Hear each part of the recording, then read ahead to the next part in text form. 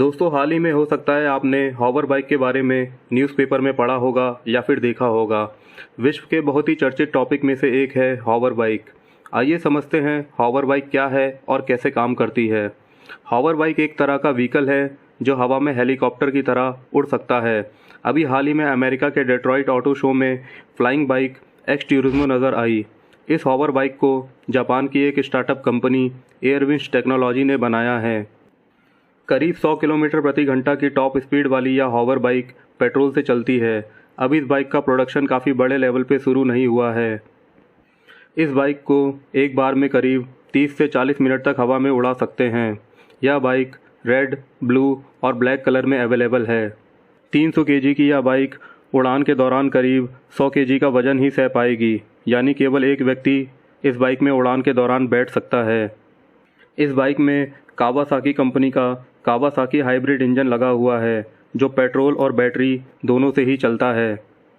उड़ान के वक्त यह बाइक बहुत तेज़ आवाज़ करती है। नॉइस रिड्यूसर ऐड करने के बाद कंपनी ने इस साल 2022 में इस बाइक के करीब 200 लिमिटेड एडिशन बेचने का प्लान बनाया है। हॉलीवुड मूवी स्टार वॉर्स में आपने ऐसी ही उड़ने वाली बाइक देखी होगी। जापानी कंपनी की यह हॉवर बाइक भी कुछ इस तरह के मॉडल पर ही बनी हुई है। बाइक की शुरुआती कीमत लगभग 6.19 करोड़ रुपए के आसपास होगी। कंपनी के सीईओ सुआई कोमत्सु ने बताया कि बाइक जापान में बिकने लगी है। हॉवर बाइक का छोटा वर्जन अमेरिका में 2023 में बिकना शुरू हो जाएगा। बाइक की सक्सेसफुल बिक्री के बाद छोटा और सस्ता वर्जन करीब 2025 में इंडिया, चाइना समेत दुनिया के बाकी देशों में बिकना शुरू हो जाएगा। आइए अब समझते हैं यह बाइक कैसे काम करती है। यह बाइक न्यूटन के थर्ड लॉ ऑफ मोशन पे काम करती है, या यूँ समझ ले यह बाइक एक हेलीकॉप्टर की तरह है जिसमें 4 रोटर लगे हुए हैं जो 4 अलग अलग मोटर से रोटेट होते हैं। रोटर को आप ऐसे समझ सकते हैं, आपने अपने घरों में कूलर की मोटर को देखा ही होगा जिसमें मोटर के बीच में एक लंबी सी शाफ्ट लगी होती है और उस शाफ्ट पर ब्लेड या विंग्स लगे होते हैं। जब मोटर को हम ऑन करते हैं तो शाफ्ट भी तेज़ गति से घूमने लगती है और उस पर लगे हुए विंग्स भी तेज़ गति से घूमने लगते हैं।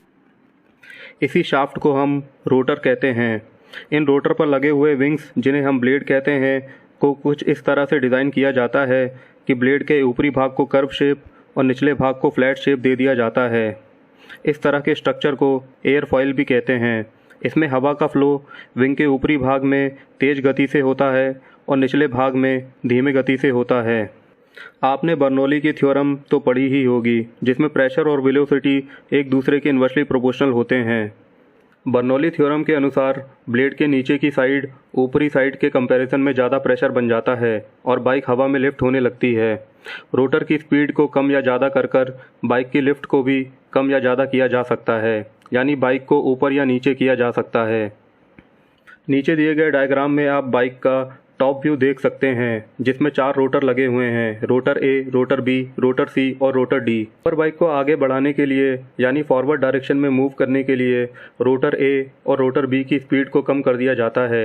इसके साथ ही रोटर सी और रोटर डी की स्पीड को बढ़ा दिया जाता है और ड्राइवर आगे की ओर प्रेशर डालता है ताकि बाइक का सेंटर ऑफ ग्रेविटी डिस्टर्ब हो जाए। इस तरह बाइक आगे की डायरेक्शन में मूव होने लगती है। और इसके विपरीत गाड़ी को पीछे की डायरेक्शन में ले जाने के लिए रोटर ए और रोटर बी की स्पीड को बढ़ा दिया जाता है, जबकि रोटर सी और रोटर डी की स्पीड को कम कर दिया जाता है। गाड़ी को लेफ्ट टर्न कराने के लिए रोटर ए की स्पीड को कम कर दिया जाएगा, जबकि रोटर डी की स्पीड को बढ़ा दिया जाएगा। इसी तरह गाड़ी को राइट हैंड साइड पे मोड़ने के लिए रोटर बी की स्पीड को कम कर दिया जाएगा और रोटर सी की स्पीड को बढ़ा दिया जाएगा। आशा करता हूँ हॉवर बाइक की यह फंक्शनिंग आपको पसंद आई होगी। इसके साथ ही हॉवर बाइक के कुछ नेगेटिव पॉइंट भी हैं, जिसमें से पहला पॉइंट है इस बाइक का इनिशियल कॉस्ट काफ़ी ज़्यादा है। दूसरा पॉइंट है बाइक उड़ाने से पहले ड्राइवर को ट्रेनिंग की ज़रूरत होगी। और तीसरा पॉइंट है बाइक का जो शेप है वो एरोडायनामिक नहीं है, जिससे हवा का ड्रैग काफ़ी ज़्यादा हो जाएगा, जिससे पावर कंजम्पशन भी बढ़ जाएगी। आशा करता हूँ दोस्तों यह वीडियो आपको पसंद आया होगा।